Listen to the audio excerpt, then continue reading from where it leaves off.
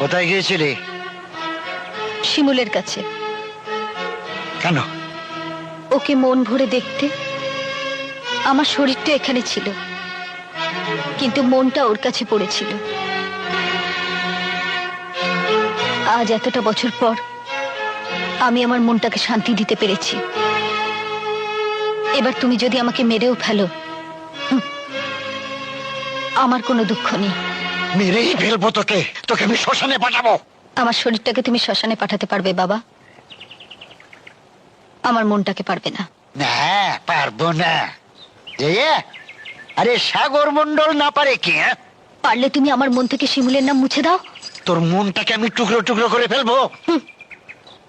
আমার ভেতরের কোনো কিছুই তুমি খুঁজে পাবে না বাবা, কারণ আমার সমস্ত কিছু শিমুলের কাছে। তাই তাহলে শিমুলকে শেষ করে ফেলবো? শিমুলের কোনো কিছুই তো তার কাছে নেই বাবা, ওর সবকিছু তো আমার কাছে। তোকে মারলে যদি শিমুল মরে, তাহলে আমি তাই করবো।